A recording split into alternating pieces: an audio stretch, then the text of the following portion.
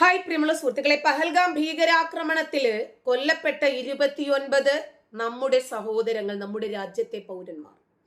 അതില് വളരെ മോശമായി കമന്റ് ഇടുകയും ഞാൻ പാകിസ്ഥാനിയാണെന്നും എൻ്റെ വാപ്പയുടെ കള്ളവെടിയിൽ പാകിസ്ഥാനിക്കുണ്ടായ മകനാണ് ഞാനെന്നും പറഞ്ഞിട്ട് കമന്റ് ഇട്ട് പാകിസ്ഥാനികളെ സഹോദരങ്ങളായിട്ട് നെഞ്ചിലേറ്റുകയും ഇന്ത്യക്കാരുടെ കഴുത്തിൽ കത്തിവെക്കാൻ പ്രേരിപ്പിക്കുകയും ചെയ്ത ഒരു കമന്റ് ഇട്ട, സൗദി അറേബ്യയിൽ ഇരുന്നിട്ട് കമന്റ് ഇട്ട മലയാളിയായിട്ടുള്ള മുഹമ്മദ് സനൂഫ് എന്ന അക്ഷരത്തെറ്റിനെ ഇന്നലെയാണ് കരിപ്പൂർ വിമാനത്താവളത്തിൽ നിന്നും അറസ്റ്റ് ചെയ്തത്. അതുകൊണ്ട് കാര്യമായോ? ആയോ? ഇപ്പോ ഇതുപോലെയുള്ള രാജ്യവിരുദ്ധ കമന്റുകളും രാജ്യവിരുദ്ധ പരാമർശങ്ങളും പല വിദേശ രാജ്യങ്ങളിലും ഇരുന്ന് ചെയ്ത ആളുകൾ ഇന്ന് മൂലത്തിൽ മുട്ട വച്ചാൽ വേവും ആ രൂപത്തിൽ ഓടിക്കൊണ്ടിരിക്കുക. ആനപ്പുറത്തിരുന്നാൽ പട്ടിയെ പേടിക്കേണ്ട എന്ന് പറയുന്നത് പോലെ ഇന്നല്ലെങ്കിൽ നാളെ സ്വന്തം രാജ്യത്തേക്ക് മടങ്ങി വരുമെന്ന് നിങ്ങൾക്ക് അറിയില്ലായിരുന്നു.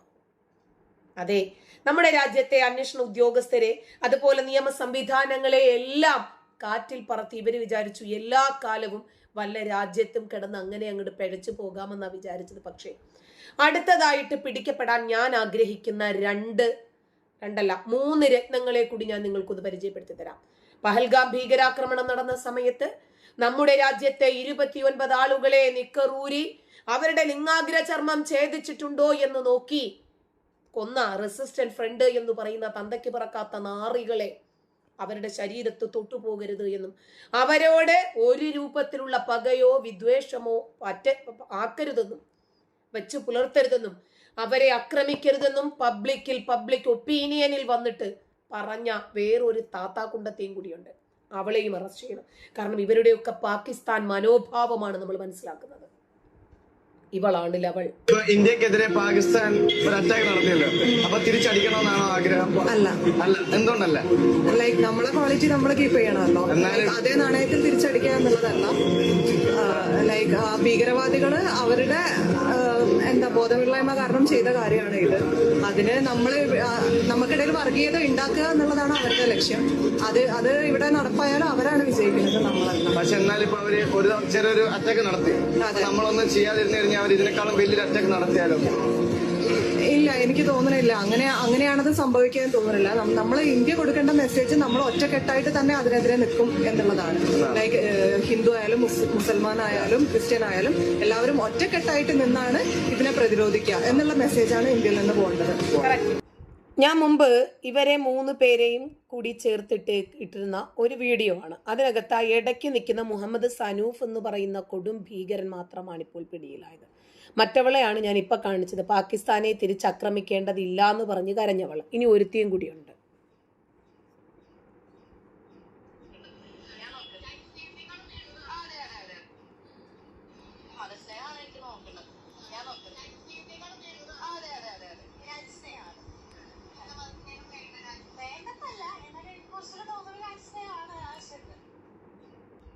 വളരെ വ്യക്തമായിട്ട് കേട്ടോ. മനസ്സിലാണ് എനിക്ക് നോക്കേണ്ടത്. ഞാൻ നമ്മൾ ആരും വിചാരിച്ചു പോകുന്നില്ല മുസ്ലിം കുട്ടികൾ എല്ലാവരും ഇങ്ങനെ ചിന്തിക്കുന്നവരാണെന്ന്. അല്ല, രാജ്യസ്നേഹത്തിന് പ്രാധാന്യം നൽകുന്ന കുട്ടികളുണ്ട്, തട്ടമിട്ട മുസ്ലിം കുട്ടികൾ തന്നെയുണ്ട്. അപ്പൊ ഈ കൊച്ചിനോട് വീണ്ടും എടുത്തു ചോദിക്കുവാണ്, രാജ്യസ്നേഹത്തെക്കാളേറെ നിങ്ങൾക്ക് മതസ്നേഹമാണോ? അതെ, എനിക്ക് മതമാണ് നോക്കേണ്ടത് എന്നാണ് പറയുന്നത്. ഇവരെയൊക്കെ എന്ത് ചെയ്യണം എന്ന് ആലോചിച്ച് നോക്കണം. ഈ രാജ്യത്തിന്റെ അഖണ്ഡതയല്ല ഇവർക്ക് പ്രധാനം. ഈ രാജ്യത്തിന്റെ ജനാധിപത്യമോ പരമാധികാരമോ ഇതൊന്നുമല്ല അവർക്ക് പ്രശ്നം. അവരുടെ പ്രധാനപ്പെട്ട പ്രശ്നം എന്താ? മതമാണ് ഞങ്ങളുടെ പ്രശ്നം എന്നാ. ഇത് പബ്ലിക് ഒപ്പീനിയൻ എടുക്കുന്ന സന്ദർഭത്തിൽ ഓരോ കുട്ടികളെയും കണ്ടിട്ട് അവരിങ്ങനെ ചോദിക്കുമ്പോൾ അവർ പറയുന്നതാ. എല്ലാവരും ഇങ്ങനെ അല്ല പറയുന്നത്. സത്യങ്ങളെയും പൂർണ്ണമായും തുടങ്ങിയില്ല. നമ്മൾ നമ്മുടെ ചുറ്റിലുള്ള എല്ലാ യാഥാർത്ഥ്യങ്ങളെയും പൂർണ്ണമായും പടിവാതിലിൽ നിന്ന് പുറത്തടിച്ചുകൊണ്ട് ഇവിടെ മതം എന്നൊരു സാധനം ഇല്ല, ഇവിടെ ജാതി എന്നൊരു ഒരു കോൺസെപ്റ്റ് ഇല്ല, ഇതിനൊക്കെ അപ്പുറത്തേക്ക് നമ്മൾ വളരെ പരമപ്രധാനമായ മനുഷ്യരാണ് എന്ന് CPM പറയുന്ന ഈ പ്രകടനപരതയോട് കൃത്യമായി വെല്ലുവിളി നടത്തുന്ന പ്രസ്താവനയായിരുന്നു അത്. ഇന്ന് നമ്മളെ രാജ്യത്ത് ജീവിക്കുന്ന ഏതൊരു മനുഷ്യനെ സംബന്ധിച്ചിടത്തോളം അവന് അല്ലെങ്കിൽ അവൾക്ക് മതമുണ്ട്. അതെങ്ങനെയാ മതം ഉണ്ടാകുന്നത്? നിങ്ങളൊരു ബിലീവർ ആണെങ്കിലും ശരി അല്ലെങ്കിലും ശരി, നിങ്ങളുടെ പേര് കൊണ്ട്, നിങ്ങൾ കഴിക്കുന്ന ഭക്ഷണം കൊണ്ട്, നിങ്ങൾ ധരിക്കുന്ന വസ്ത്രം കൊണ്ട് നിങ്ങൾ വേട്ടയാടപ്പെടുന്ന ഒരു സാഹചര്യത്തിലാണ് നമ്മൾ ജീവിക്കുന്നത്. മതത്തിന്റെ പേരിലായാലും ശരി, ജാതിയുടെ പേരിലായാലും ശരി. പക്ഷെ ഈ യാഥാർത്ഥ്യങ്ങൾക്ക് നേരെ കണ്ണടക്കുന്ന കമ്മ്യൂണിസ്റ്റ് പാർട്ടി ഇതിനെ ഉപരിപ്ലവമായിട്ടാണ് നേരിടാൻ ശ്രമിക്കുന്നത്. ജാതി എന്നൊരു പ്രശ്നം ഇവിടെ നിലനിൽക്കുമ്പോൾ, മതത്തിന്റെ പേരിൽ ആളുകൾ, ന്യൂനപക്ഷങ്ങൾ വേട്ടയാടപ്പെടുമ്പോൾ, പ്രത്യേകിച്ച് ഇന്ത്യയിൽ ഒന്നാമത്തെ ടാർഗറ്റ് എന്ന് പറയുമ്പോൾ 2014 മുതൽക്ക് അങ്ങോട്ട് കൃത്യമായി നമുക്കറിയാം, RSSന്റെ BJPയുടെ ഒക്കെ ഗവൺമെന്റിന്റെ ഒന്നാം ടാർഗറ്റ് ഇവിടെ മുസ്ലിങ്ങളാണ്, രണ്ടാം ടാർഗറ്റ് ക്രിസ്ത്യാനികളാണ്, പിന്നീട് കമ്മ്യൂണിസ്റ്റുകളാണ്. ഇങ്ങനെ എല്ലാവരും ഇവരുടെ ടാർഗറ്റാണ്. ആ ടാർഗറ്റ് ആവുന്ന സമയത്ത് ഇന്ത്യയിൽ മുസ്ലിങ്ങൾ ഏതെങ്കിലും രൂപത്തിൽ പീഡിപ്പിക്കപ്പെട്ടിട്ടുണ്ടോ? ഇല്ല, ഒരിക്കലുമില്ല. ഇന്തോനേഷ്യയെയും കടത്തിവെട്ടി, പാകിസ്ഥാനെയും കടത്തിവെട്ടി, ജനസംഖ്യയിൽ പോലും കുതിച്ചുകൊണ്ടിരിക്കുന്ന ഒരു മതവിഭാഗമാണ് ഇസ്ലാമി ഇന്ത്യയിൽ. ഏറ്റവും കൂടുതൽ മതസ്ഥാപനങ്ങൾ, ഏറ്റവും കൂടുതൽ വിദ്യാഭ്യാസ സ്ഥാപനങ്ങൾ, മെഡിക്കൽ കോളേജുകൾ, ഇൻസ്റ്റിറ്റ്യൂഷൻസ്, കോടീശ്വരന്മാർ, രാജ്യം വീണ്ടും ഭാഗിക്കണം എന്ന് പറയുന്ന ആളുകൾ, ഏറ്റവും കൂടുതൽ രാജ്യവിരുദ്ധർ ഒക്കെ ഈ വിഭാഗത്തിലാണ്. എന്നിട്ടും പറയുന്നു ഇവർ പീഡിപ്പിക്കപ്പെടുന്നുണ്ടെന്ന്. ഇവരെയൊക്കെ ഇന്റർവ്യൂ ചെയ്യുന്ന ചാനലിന്റെ അവസ്ഥയൊന്ന് ആലോചിച്ച് നോക്കിയേ. നമ്മൾ കൃത്യമായി നേരിടാതെ, വിഷയം സ്പെസിഫിക് ആയി നേരിടാതെ, ഇവിടെ മതമില്ല എന്ന് പറയുന്നത് ആ പ്രശ്നത്തിന് ആക്കം കൂട്ടുകയാണ്. അവിടെ നമ്മൾ കൃത്യമായി പറയാണ്, ഇവിടെ വിശപ്പിന് പോലും സ്ത്രീകൾക്ക് ഇസ്ലാം നൽകുന്ന സ്ഥാനവും, ഇന്ത്യയിലെ സ്ത്രീകൾക്ക് ഇസ്ലാം നൽകുന്ന സ്ഥാനവും ഇവരുടെ ചിത്രത്തിലുണ്ട്. ഒന്നും ഞാൻ പറയുന്നില്ല. ഇന്ത്യയിലെ മതസ്വാതന്ത്ര്യത്തിന്റെ എല്ലാ അടയാളങ്ങളും അവരിൽ തന്നെയുണ്ട്. ഞാൻ കൂടുതലൊന്നും പറയാതെ തന്നെ ശ്രോതാക്കൾക്ക് മനസ്സിലാകുമെന്ന് തന്നെയാണ് എൻ്റെ വിശ്വാസം. മതമാണോ രാജ്യമാണോ വലുത്? എനിക്കറിയാൻ പാടില്ല. എന്നാലൊരു ഊഹം വെച്ചിട്ട് മതമാണോ രാജ്യമാണോ? രാജ്യം. കുട്ടിക്ക് എന്താ പറയാനുള്ളത്? രാജ്യം. കുട്ടിക്കോ? രാജ്യം. എന്തുകൊണ്ടാണ് രാജ്യം എന്ന് പറഞ്ഞത്? ഇങ്ങോട്ട് നിൽക്കി, ക്യാമറമാൻ അങ്ങോട്ട് നിൽക്കി. എന്തുകൊണ്ടാന്ന് വെച്ച് കഴിഞ്ഞാൽ ഇങ്ങോട്ട് നോക്ക്. എന്തുകൊണ്ടാന്ന് വെച്ച് കഴിഞ്ഞാ നമ്മള് രാജ്യത്തിലല്ലേ ജീവിക്കുന്നത്. അപ്പൊ അതാണ് എനിക്കങ്ങനെ തോന്നണേ. Okay, thank you. ഇത് മാത്രമല്ല കേട്ടോ, ഒരുപാട് ആളുകള് ഇപ്പൊ കുട്ടികളെ സംബന്ധിച്ചിടത്തോളം ആണെങ്കിലും അവര് മതം എന്ന് പറഞ്ഞ് നടക്കുന്നവരല്ല. മതമാണോ രാജ്യമാണോ വലുത്? രാജ്യം. എന്തുകൊണ്ടാ? രാജ്യത്തിലെ എല്ലാവർക്കും മതത്തില് കാര്യമില്ലല്ലോ. അതായത് ആ കുട്ടികളുടെ അറിവിന്റെ പരിധിയിൽ നിന്നുകൊണ്ട് അവർ കൃത്യമായിട്ട് റെസ്പോൺസ് ചെയ്തു അല്ലെ. ഇനിയും അടുത്തത് വിലങ്ങ് വീഴാൻ പോകുന്ന മറ്റൊരു പ്രശ്നം. കാരണം ഇവരെ ഒന്നും വിടാൻ പാടില്ല. ഇവരൊക്കെ ഈ രാജ്യത്തിന് വിരുദ്ധമായി പ്രവർത്തിക്കുന്നവരാ. നമുക്കറിയാം, പോപ്പുലർ ഫ്രണ്ട് എന്ന് പറയുന്ന സംഘടന എന്തിന്റെ പേരിലാണ് ഈ സംഘടനയെ കേന്ദ്ര സർക്കാർ ബാൻ ചെയ്തത് എന്നറിയാത്തവരല്ല നമ്മളിൽ ആരും. പക്ഷേ ആ പോപ്പുലർ ഫ്രണ്ട് എന്ന സംഘടനയ്ക്കു വേണ്ടി നരേന്ദ്രമോദിയെയും അമിത്ഷായെയും വിദേശത്തിരുന്ന് തെറി പറഞ്ഞ് പരിഹസിച്ച് ആനന്ദിച്ച ഒരു കൊടും ഭീകരനുണ്ട്. അടുത്തതായിട്ട് കിട്ടാൻ പോകുന്നത് അവനാണ്. പോപ്പുലർ ഫ്രണ്ടിനെ നിരോധിച്ചത്ര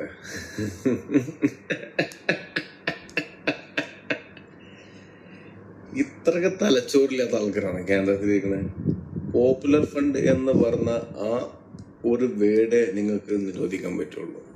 അതിനുള്ളിൽ പ്രവർത്തിക്കുന്ന കുറച്ച് ചങ്ക് ചക്കന്മാരുണ്ട്, കുറച്ച് ആൾക്കാരുണ്ട്. അവരങ്ങ് നിരോധിക്കാൻ പറ്റുമോ? അത് ഈമാന്റെ പവർ എന്ന് പറഞ്ഞു കഴിഞ്ഞാൽ അത് വേറൊരു പവറാണ്. വല്ല കാര്യം ഉണ്ടാ.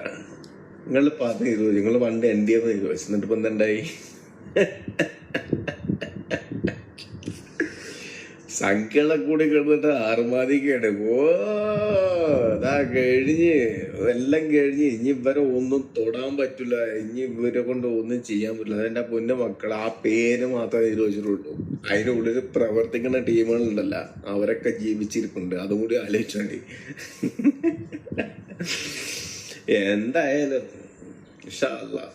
ഇൻഷാ അല്ലാഹ് ബിദ്നില്ല അല്ലാഹ് മാക് നമുക്ക് കാണാൻ വച്ചന്മാരെ പരിപാടി എന്താന്നുള്ളത്. നിങ്ങള് മറ്റേ നിയമം ഇതൊക്കെ നിങ്ങളെ കയ്യിൽ തന്നെയല്ലേ, എല്ലാം നിങ്ങളെ കയ്യിലാണല്ല. അപ്പൊ നിങ്ങള് പല ഊടായ്പും കാര്യങ്ങളെല്ലാം ഞങ്ങൾക്ക് അറിയാം. ഇതൊക്കെ ഞങ്ങൾക്ക് കുറെ മുന്നേ, ഇപ്പോഴൊന്നുമല്ല, ഒരുപാട് മുന്നേ ഞങ്ങളെ റസൂലുള്ളാഹി സ്വല്ലല്ലാഹു അലൈഹി വസല്ലം അങ്ങോട്ട് പറഞ്ഞു തന്നിട്ടുണ്ട്. അതായത് ഒരു പ്ലേറ്റിൽ നിന്ന് ഭക്ഷണം കഴിക്കുന്ന പോലെ, ഒരു പ്ലേറ്റിൽ നിന്ന് ഒരുപാട് ആളുകൾ ഭക്ഷണം കഴിക്കുന്ന പോലെ എന്റെ ദീനിനെ ആക്രമിക്കപ്പെടുന്ന എന്റെ റസൂൽ പണ്ട് പറഞ്ഞിട്ടുണ്ട്. ഇതൊക്കെ ഞങ്ങൾ പണ്ടേ കേട്ടതാണ്. ദജ്ജാലിന്റെ കാലമാണ് ഞങ്ങളെ ബേജാറാക്കുന്നത്. ദജ്ജാലിന്റെ പരിപാടി എന്താ പറയുക, ഞങ്ങൾക്ക് ഒരു കാലി തൊട്ടിട്ട് വലിച്ചങ്ങോട്ട് ചെയ്യുന്നില്ല. അതായത് ദീൻ ഇസ്ലാമില് പ്രവർത്തിക്കുന്ന വ്യക്തിനെ ഒരു കാലം ചവിട്ടിയിട്ട് പച്ച മനുഷ്യനെ കാലം ചവിട്ട് വലിച്ചങ്ങ് ചെയ്യുന്നില്ല എന്ന പരിപാടി.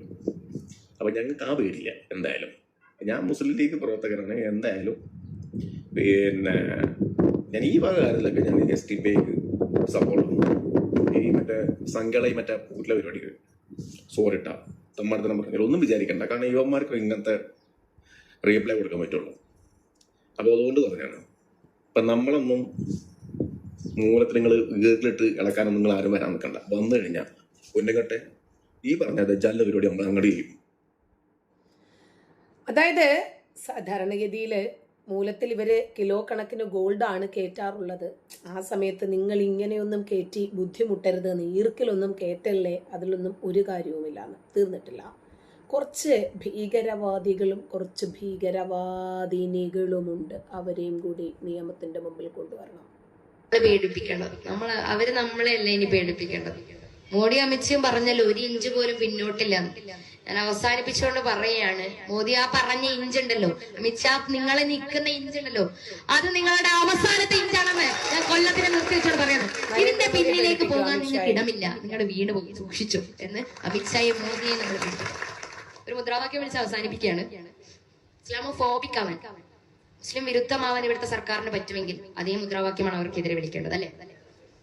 ആസാദി മുദ്രാവാക്യം വിളിക്കുന്നതിൽ പ്രശ്നമൊന്നുമില്ല. പക്ഷെ ഞാൻ നമുക്ക് ചെറിയൊരു കാര്യം കൂടി പറഞ്ഞു തരികയാണ്. എന്റെ ഒരു അനുഭവത്തിൽ നിന്ന് എന്റെ ഒരു ഫ്രണ്ട് മുദ്രാവാക്യം വിളിക്കുന്നതിനിടയിൽ ആസാദി വിളിച്ചു. എല്ലാവരും വിളിച്ചു, ഞങ്ങളും വിളിച്ചു, ഞാനും വിളിക്കാറുണ്ട്. പക്ഷെ അതിനിടയിൽ അവളോട് ഒരു ഇടതുപക്ഷ ചിന്താഗതിക്കാരി ഒന്ന് നിർത്താൻ പറഞ്ഞു. ഞാൻ മുദ്രാവാക്യം വിളിക്കല്ലേ എന്ന് പറഞ്ഞു. ഞങ്ങളൊക്കെ അത്ഭുതപ്പെട്ടു പോയി. കന്യാകുമാരി ജനകീയമാക്കിയ ഒരു മുദ്രാവാക്യത്തെ എന്തിനാണ് ലെഫ്റ്റ് ലിബറൽ സുഹൃത്ത് നിർത്താൻ പറഞ്ഞത്? ആസാദി അവരുടെ മുദ്രാവാക്യമല്ലേ, എന്തിനാ നിർത്താൻ പറഞ്ഞത്? പിന്നെയാണ് ഞാൻ ശ്രദ്ധിച്ചത്, കശ്മീർ മാങ്കേ എന്നായിരുന്നു എന്റെ സുഹൃത്ത് പറഞ്ഞത്. അപ്പൊ അവളോട് ആസാദി നിർത്താൻ പറഞ്ഞു. കാരണം ആ ആസാദിക്ക് പ്രശ്നമുണ്ട്.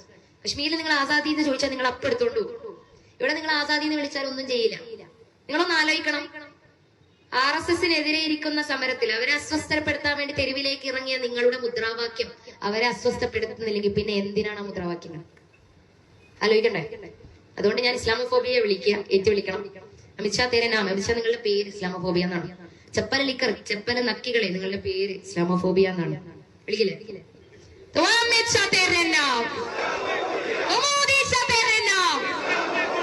योगी मोदी तेरे नाम, तो दिल्ली पुलिस तेरे नाम, अरे यूपी पुलिस तेरे नाम. അലനിയും താഹയും വെറുതെ വിട്ടില്ലെങ്കിൽ പിണറായി പോലീസ് तेरे नाम, तो यूपी पुलिस तेरे नाम, तो NRC तेरे नाम, अरे CAA तेरे नाम, तो NPR तेरे नाम. ആസാദിന്റെ മുദ്രാവാക്യം രാഷ്ട്രീയം പറഞ്ഞു വെച്ചത് കൊണ്ട് ഞാൻ ആസാദി വിളിക്കുകയാണ്. നിങ്ങൾ ആ രാഷ്ട്രീയം തിരിച്ചറിഞ്ഞു എന്നുള്ളത് കൊണ്ട്. തുമ്മിലിക്കർ പോലോ, അരെ जोर से बोलो, ये NRC से, तो BJP से, अरे RSS से, अरे सुन ले मोदी, तो सुन ले अमित शाह, तू कुछ भी कर लो, तू कुछ भी कर लो. നിങ്ങൾ എന്ത് വേണമെങ്കിൽ ചെയ്തോ, ജയിലിൽ അടച്ചോ, വെടിയുണ്ട വെച്ചോ, പോലീസിനെ വിളിച്ചോ, तू कुछ भी कर लो, तू जेल में डालो, तो पुलिस बुला लो, गोली मारो, मिलकर मांगे, 2 जोर से मांगे, कश्मीर मांगे, यूपी भी मांगे, आसाम मांगे, तो कोल्लम मांगे, तो कोल्लम मांगे, NRC से, NPR से, तो CAA से, ये तमिलनाड से, ये संघवाद से, तो तमिलनाड से, ये संघवाद से. सलाम इंतिफादा इनकलाब. ഇവരെയൊക്കെ രംഗത്തിറക്കുന്നത് ആരാണെന്നറിയാമോ? ഒന്ന് ആലോചിച്ച് നോക്കിക്കേ. നമ്മുടെ രാജ്യത്ത് നിരോധിക്കപ്പെട്ട ഒരു തീവ്രവാദ സംഘടന. എന്തിനാ നിരോധിച്ചത്? അവരുടെ രാജ്യവിരുദ്ധ പ്രവർത്തനങ്ങൾ കണ്ടെത്തിയതിന്റെ പേരിലാണ്, അല്ലേ?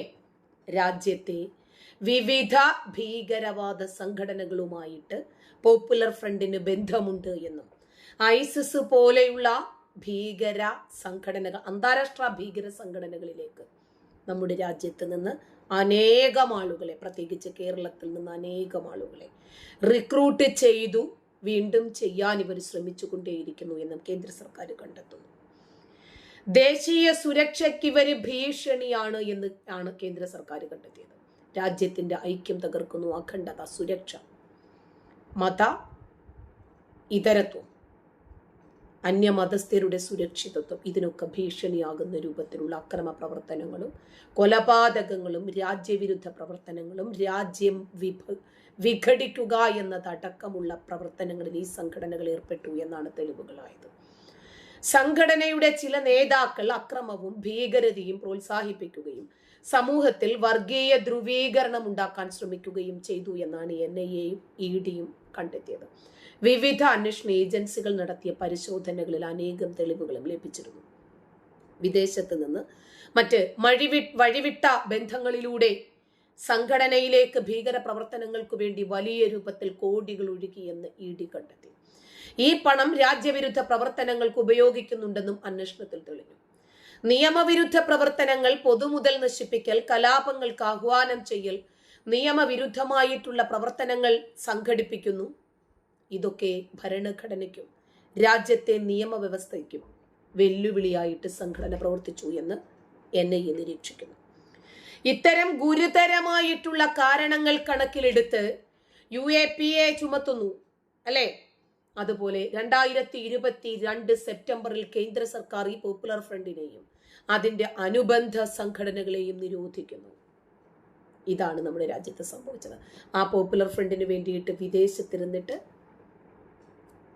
ഭീഷണി മുഴക്കുക, രാജ്യത്തെ വെല്ലുവിളിക്കുക, പെണ്ണുരുത്തി കോളേജ് ക്യാമ്പസിനകത്ത് കടന്നിട്ട് വെല്ലുവിളി മുഴക്കുക. അപ്പം ഇവർക്കൊക്കെയും ഉടനെ തന്നെ വിലങ്ങുകൾ റെഡിയായിരിക്കുന്നു. രാജ്യം സുരക്ഷിതമാക്കണമെങ്കിൽ ഇതിനകത്തുള്ള ഭീകരരെയാണ് ആദ്യം വിലങ്ങിട്ട് താഴിട്ട മുറികളിൽ അടയ്ക്കേണ്ടത് എന്ന് ഈ രാജ്യം കണ്ടെത്തിയിരിക്കുന്നു. അതിന്റെ ആദ്യ പടികളാണ് നമ്മൾ ഈ കാണുന്നതൊക്കെ. നന്ദി.